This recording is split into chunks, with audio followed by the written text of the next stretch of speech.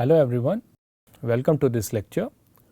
So, the plan for this lecture is as follows. In this lecture, we will introduce a very popularly used cryptographic primitive in the public key setting, namely digital signatures, and we will see the motivation for digital signatures. We will see the comparison between message authentication codes and digital signatures. We will discuss certificates and public key infrastructures, hash and sign paradigm for signing long messages, and then finally we will discuss on a very high level how we can achieve authenticated encryption in the public key domain using sign encryption schemes. So, let us start with the motivation for digital signatures, and before going into that, let us first try to understand the importance of physical signatures which we use in the real world. So, all of us know that physical signatures have got tremendous applications, and the main purpose is to verify the authenticity of a document. For example, if I take the digital copy of my Aadhaar card, it is signed by the if I take since I am considering physical signature, if I consider for example a signed check which I have given to you, then if you submit it to the bank can verify the authenticity of the signed check by verifying my signature. And the main security goal for the physical signature is that even if there is a person who has seen me signing several documents, it should be very difficult for that person to forge a legitimate signature on this document which I had never signed in the past. So, the main goal here is basically to verify the authenticity of a document. Now, digital signatures, they can be viewed as digital analog of physical signatures, and it has got tremendous applications in the context of real world scenario. So, for example, they are used extensively for digital certificates and public key infrastructure. Right. So, when I say digital certificate, you can imagine for instance the digital Aadhaar card. So, you do not need to carry your Aadhaar card in the physical format. Now, you have the digitally signed Aadhaar card, and if you submit it at some at whatever place you are supposed to produce your Aadhaar card, the corresponding entity can verify the digital signature and either accept or reject your digitally signed Aadhaar card.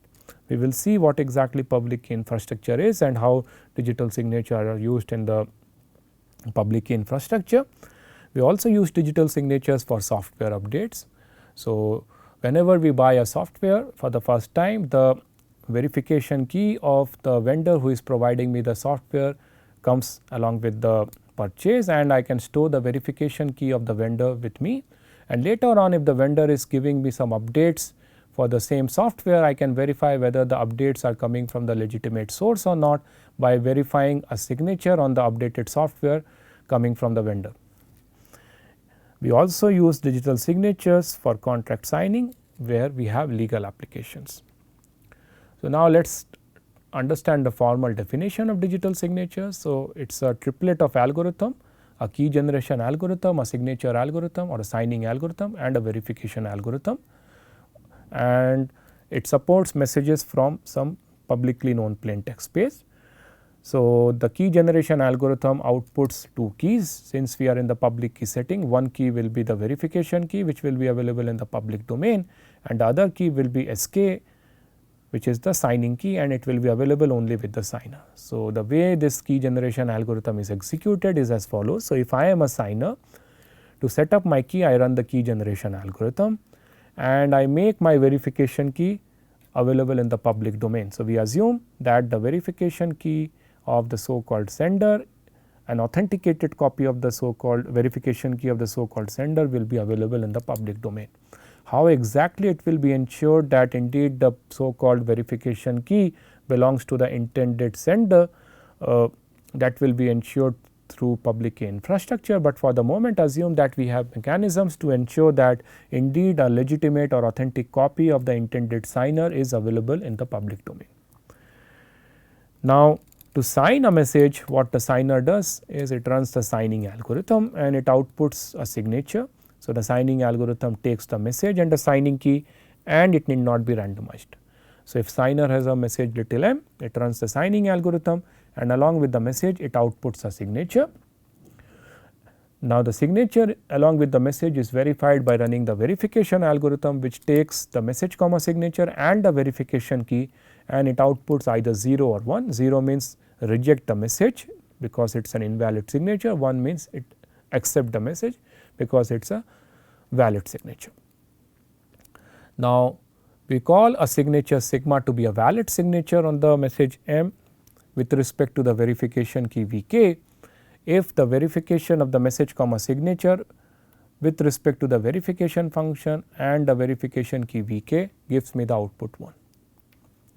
And if there is a valid signature which is received by a receiver which is verified with respect to the verification key Vk, then it guarantees the authenticity and integrity of M. Because if I am a receiver and if I receive a message comma signature which is a valid signature with respect to the verification key of a designated signer, then it guarantees to me that indeed the message is coming from the intended signer, because until and unless forgery is possible, it is very difficult for a third party to act or intend as a signer and produce a signed message on the behalf of the signer. So, now we go to the properties of the signature scheme that we require. So, the first property is the trivial correctness requirement which requires you that for every pair of key obtained by the key generation algorithm and for every message, if the signer has signed some message using the signing key Sk and later the signature is verified with the same message M using the verification algorithm and the corresponding verification key Vk, then the output should be 1, except with some negligible probability. Ideally, we expect that there should be absolutely no error in the signature verification algorithm if everything has happened correctly, but the reason we are leaving a scope of negligible error in this definition is that in the instantiation of the key generation algorithm, it might be the case that the public key and the secret key are not consistent with each other.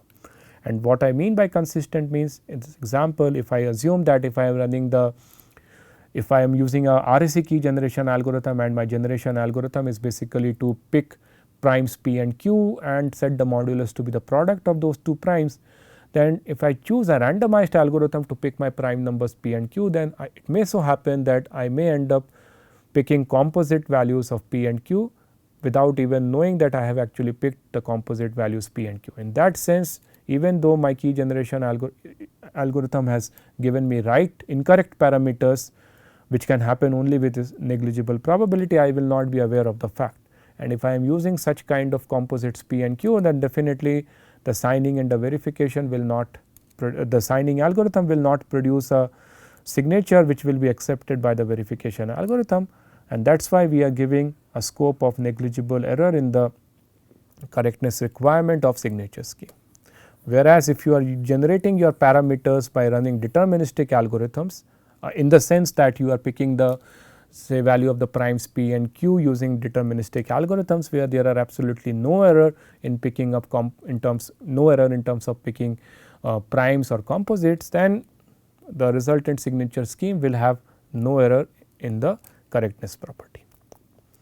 Now comes the important property of the signature schemes, namely the security, and on a very high level we require the same security guarantee that we expect from physical signatures. So, remember, as I said earlier, for the physical signatures, the security guarantee that I require is that even if I have signed multiple documents and given to you, it should be very difficult for you to produce my signature on a message which I had never signed earlier.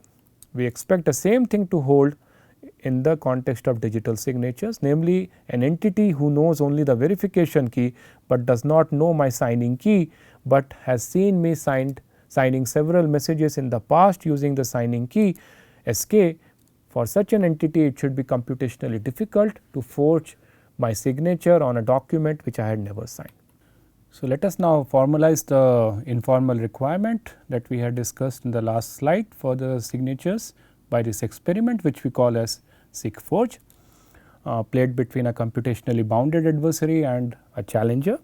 And on a very high level, the game is something similar which we had used to model the security requirement or the forgery requirement against the message authentication code. So, we have a training phase and we have an output phase.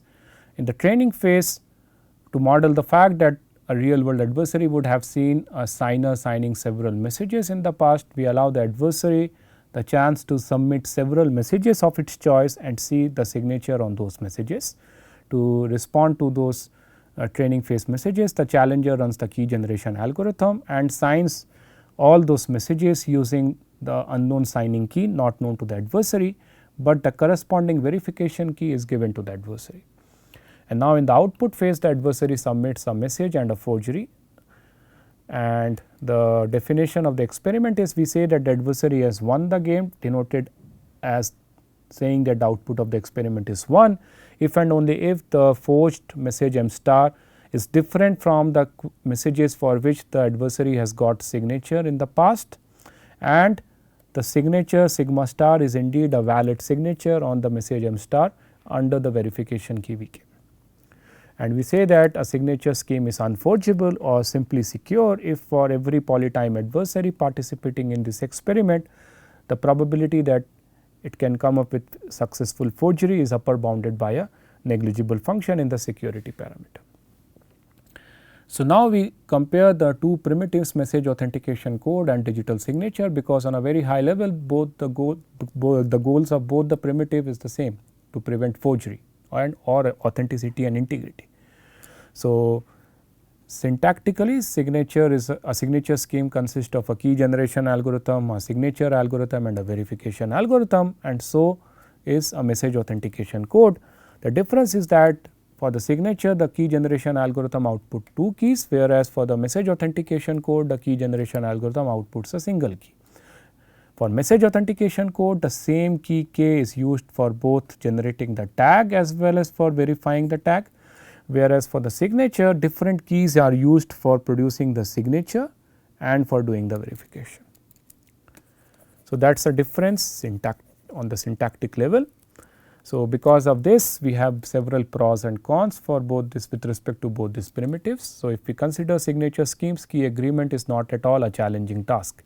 In the sense, signer can just run the key generation algorithm and it can make its verification key available in a public domain in an authentic fashion, and any verifier could use that verification key to verify the signatures generated by the signer. On the other hand, for message authentication code, since it is a symmetric key primitive, key agreement is a very challenging task. If Sita wants to have, if Sita wants to do authentic communication with two receivers, say Ram and Hanuman, then she needs to have a pair of symmetric key or MAC key for Ram and another pair of independent MAC key, another independent MAC key for Hanuman. But when we come to the signature, it is fine if she just have one signing key and one verification key. That will solve the purpose for every potential verifier. As a consequence, when it comes to signature schemes, they are publicly verified. If the signer signs the message, any verifier can just pick up the verification key of the signer and verify whether the signature is valid or not, whereas for the message authentication code it is not publicly verified. Only the receiver who has the same key k with which the sender has generated the tag can verify the authenticity of the message comma tag. As an implication of that, we get that since digital signatures are publicly verified, they are transferable. That means, if say Ram has obtained a legitimately signed documents from Sita, then it can forward it and transfer it to Hanuman, claiming that indeed the document originated from Sita, and Hanuman can also verify whether indeed that is the case or not. But that is not possible in the case of message authentication code, because if sender Sita has computed a message authentication tag for a message, then that can be verified only by Ram, and until and unless Ram transferred the key k sub SR to Hanuman, the authenticity of the tag cannot be verified by Hanuman. In that sense, message authentication codes are not transferable, and because of this transferability property, digital signatures provides non-repudiation, which is very useful in the legal applications. Namely, if Ram obtains a signed contract from Sita and later if there are any violation by Sita with respect to the terms mentioned in the contract, then Ram can go to any legal expert, say Hanuman, and prove that indeed he has received a signed contract from Sita, but now Sita is not following the terms and conditions that are mentioned in the document, and Hanuman can verify the claims of Ram. But that need not be the case in the message authentication code until and unless Ram can transfer the MAC key to the Hanuman or to any third party. So, it might look like that digital signatures have all the good features and message authentication codes have all the bad features, but that is not the case, because if we consider the computational aspect for message authentication codes and digital signatures, it turns out that the amount of computations that are required for digital signatures, they are of order of several magnitude compared to the amount of computations required for message authentication codes. Specifically, the signature schemes that we are going to see based on the RSA function and Diffie-Hellman problems, there we will be performing modular exponentiations modulo a very large modulus, whereas as we had already seen, message authentication codes can be designed very efficiently using block ciphers. So, that is a trade off between message authentication code and digital signatures, depending upon whether you prefer efficiency versus public verifiability, non-repudiation, transferability. You can use either message authentication code or digital signatures. So, now let us discuss a very practical application of digital signatures, namely that of public key infrastructure and digital certificates. So, till now I was constantly saying that if there is a entity say CITA, right, which has run the key generation algorithm of a public key encryption scheme and has obtained the public key and secret key, we were assuming that the public key of CITA is available in the public domain in an authentic fashion. That means anyone, any receiver or any entity RAM who wants to do a secure communication with CITA can look for the public key of so called CITA, and we were assuming that there is a mechanism for RAM to verify that whether the so called public key indeed belongs to the intended CITA or not. We were assuming that an authentic copy of the public key PK of the intended CITA is available in the public domain. But now we would like to answer this question, that how at the first place RAM can verify whether indeed the public key PK which is available in the public domain is the public key of the so called CITA or not, right. So, we would like to now solve this problem, and to solve this problem we assume that we have, or all the parties in the system have access to a trusted authority whom we call certificate authority or CA, which I denote by M, considering it is the master, and this master will have its own signing key and verification key for some secure signature scheme. And we assume that somehow the verification key of this master is available to any entity RAM who wants to verify the authenticity of the public key of CITA, right. So, that is a trust assumption we are making in this whole solution, right. Now, to convince RAM that indeed the public key PK belongs to CITA, what CITA can do is it can, in the offline, it can go to the master and it can request the master or the certificate authority that please certify my public key PK, right. And to do the certification, what the authority can do is it can perform the verification, namely it can verify the credential of so called CITA, it can verify whether indeed it is the right CITA or not, what exactly are its credential and so on. And if the credentials are verified successfully, the master authority or the certificate authority can issue a digital certificate, which basically is the signature of the master on a certificate stating that indeed the public key or the encryption key of the entity CITA is PK, right. So, that is a digital certificate or basically a signature digitally signed document produced by the certificate authority and given to CITA. All this is happening in the offline, right. Nothing as of now, no communication has happened between CITA and RAM here, everything CITA is performing in the offline. Now, once this certificate is obtained by CITA, what CITA can do is, if she now wants to convince RAM that indeed the public key PK belongs to her, what she can do is she can transfer the public key PK to RAM, and along with that she can send the certificate issued by the certificate authority.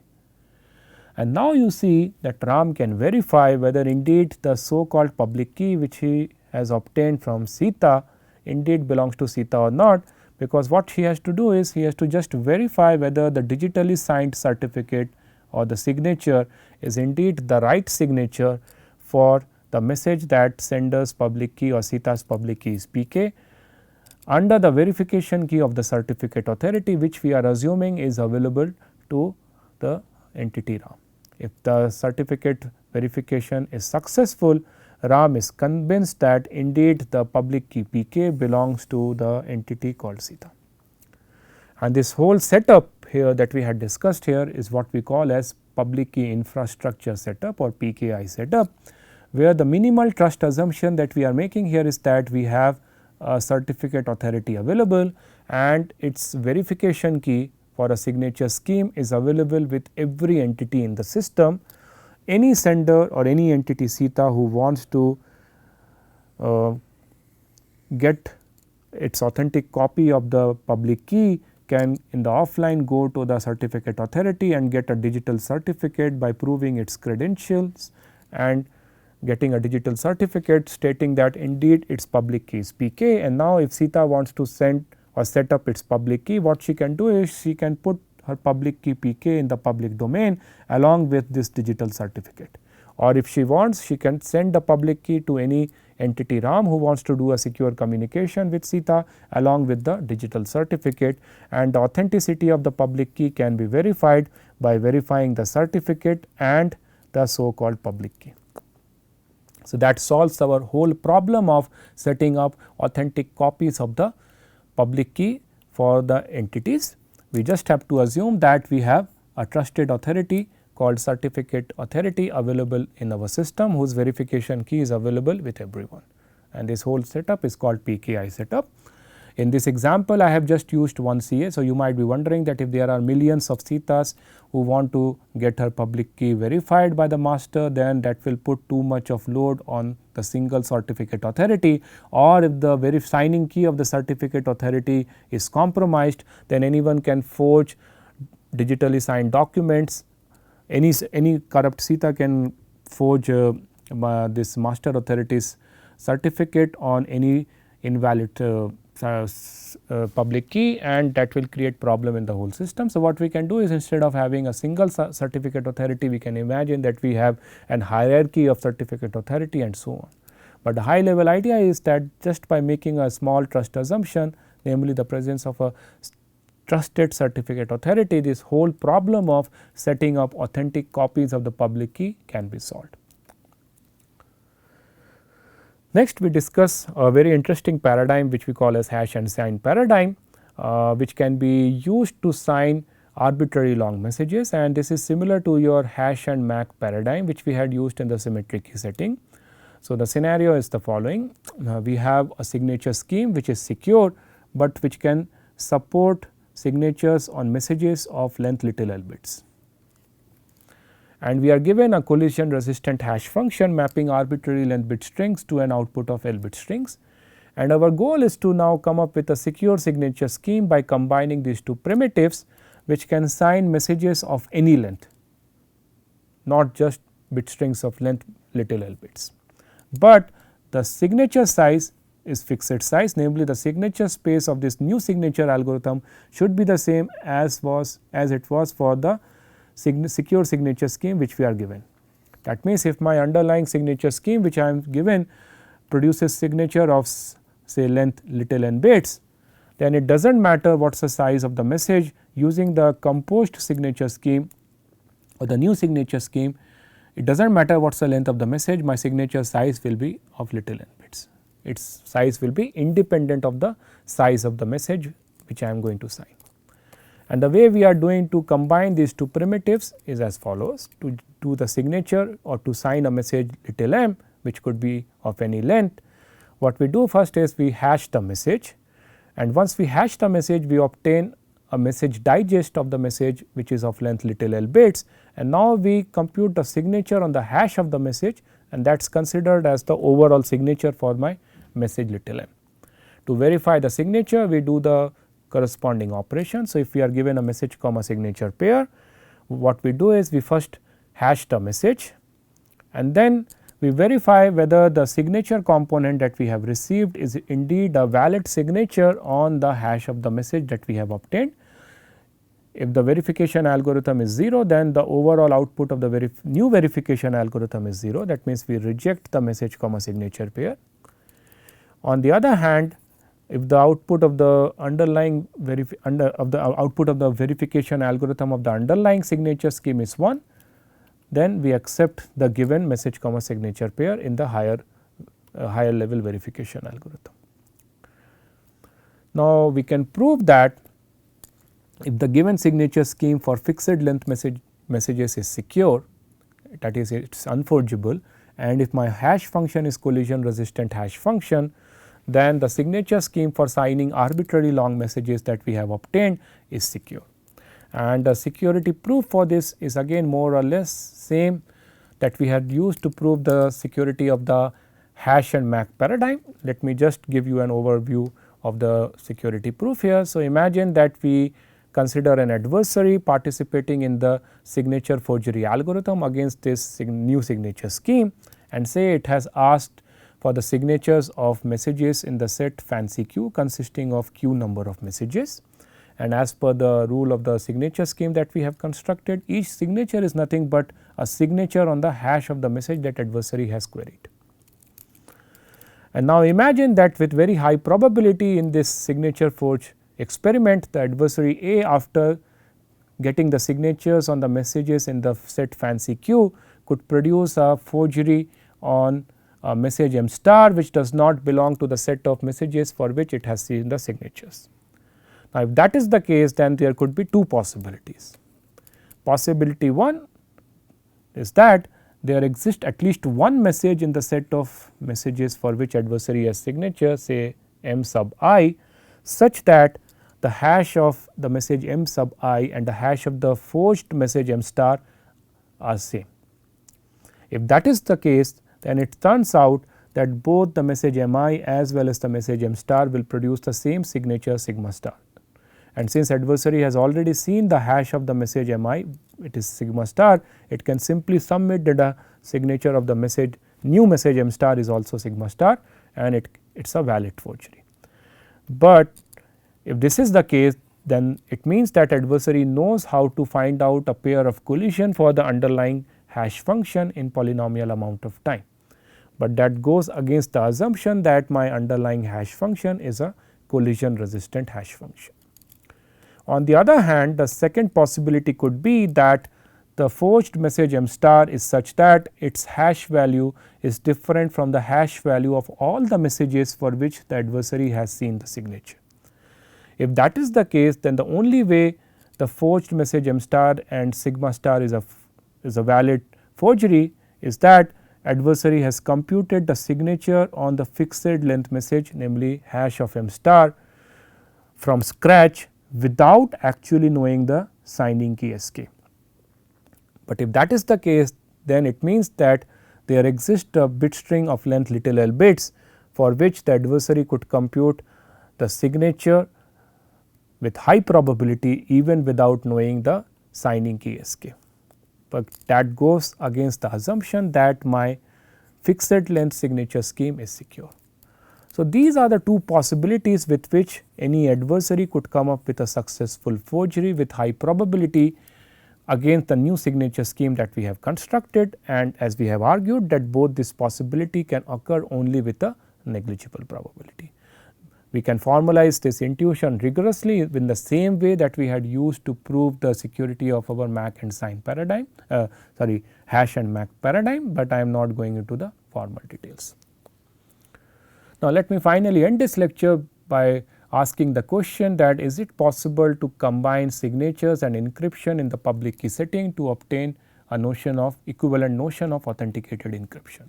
So, remember in the symmetric key world we had seen that if there is a sender and a receiver with no pre-shared information and connected by a publicly open insecure channel, then by using an authenticated encryption scheme which we can obtain by generically combining a CPS secure symmetric key encryption and a secure MAC, we get the effect of a virtual secure channel between the sender and the receiver which satisfies three properties, namely privacy, authenticity and integrity. A natural question will be that if we now go to the public key world, we know how to achieve privacy using encryption, and we have argued till now that how we can achieve integrity and authenticity in the public key domain using signature schemes. So, is it possible now to combine these two primitives, say using the encrypt then authenticate approach, and get an authenticated encryption scheme, namely the effect of a virtual secure channel between the sender and the receiver, satisfying privacy, authenticity and integrity. It turns out that yes, we can get the effect of an authenticated encryption scheme even in the public key setting by a primitive which we call as sign-cryption. Sign because we are going to use a signature scheme, and cryption because we are going to use an encryption scheme. But it turns out that a naive way of combining a signature scheme and encryption scheme is not going to give you an authenticated encryption scheme. In fact, it turns out that ideas from the symmetric key world may completely fail in the asymmetric key world. Namely, what we are going to show here is, if we see the encrypt then authenticate approach, which we know always yield an authenticated encryption scheme in the symmetric key world, can completely fail if executed naively in the public key world. So, to make my point clear, imagine we are given a CCA secure instantiation of public key encryption scheme, and for the moment assume we are given a secure signature scheme. Till now we have not yet seen a candidate signature scheme, but for the moment assume we are given a candidate signature scheme. Now, what I am going to demonstrate is that if I combine these two primitives using the encrypt then authenticate approach, then we will not get what exactly we are asking for. So, to make my point clear, imagine we have three entities in the system, Alice, Bob and Charlie. You can imagine that Bob is a maths teacher for the class and Alice and Charlie are two of the students, and we imagine that each entity in this system has its own pair of encryption key and decryption key and its own pair of signing key and verification key. So, for instance, we assume that Alice has her pair of encryption key and decryption key, and it has her own pair of signing key and verification key. In the same way, we have Charlie has its own pair of encryption decryption key and its own pair of signing key and verification key, and so is the case for Bob. And we assume that for the moment, using say PKI setup and whatsoever we assume that here the public key and the verification key of all the entities, their authentic copies are available in the public domain. Now, imagine our teacher Bob has given maths assignment, and say Alice has prepared her assignment solution little m, and now she wants to send it to her teacher Bob in an authentic fashion using the encrypt then authenticate approach. So, what she does? She encrypts her assignment using the public key of Bob, obtain the ciphertext little c, and then it authenticates the ciphertext little c by signing using her signing key. And she also puts her identity to show Bob that actually this assignment is coming from an entity called Alice, and she forwards her ciphertext and the signed ciphertext to Bob. Now, imagine Charlie, who has not done the assignment, he has eavesdropped this communication. What he can do is, it can retain the encryption of the assignment as it is, namely it does not change C, but what it can do is, instead of sending sigma or the signature to Bob, it can prepare its own signature on the assignment, encrypted assignment, by producing his signature on this encrypted assignment, which it can do because it owns its own signing key. And now, what it does is, it changes A to C and sends the assignment to Bob, saying that the assignment has been submitted by Bob. Now, what Bob is going to do is, or the maths teacher is going to do is, it will verify whether the assignment is correct or not. So, to do the verification, what it will do is, it will first verify whether indeed sigma dash is a valid signature of so called so called Charlie on the ciphertext little c or not. And only if the signature is valid, Bob will proceed further and decrypt the ciphertext to obtain back the assignment. And in this case, everything will pass successfully, and the maths teacher Bob will be convinced as if the assignment was submitted by Charlie, which is actually not the case. So, you might be wondering that what went wrong here, because we had proved in the symmetric world that in the symmetric key world that encrypt then authenticate approach is secure.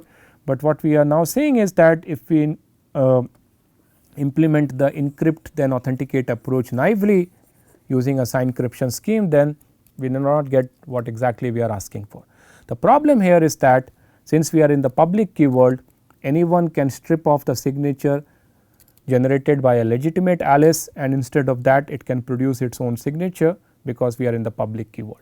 That is the main source of the problem, and that is why we have to combine these two primitives, namely this public key encryption scheme and this signature scheme in a sophisticated fashion, whose details are out of scope of this course, but the summary here is that we can achieve the notion of authenticated encryption by combining the signature, by combining a secure signature scheme and a secure encryption process. So, that brings me to the end of this lecture. Just to summarize, in this lecture we had introduced a very important public key cryptographic primitive, namely digital signatures. We have seen its security, and we have seen a generic construction of how to combine a fixed length signature scheme with a collision resistant hash function to sign arbitrary long messages, but with a fixed site signature scheme. Thank you.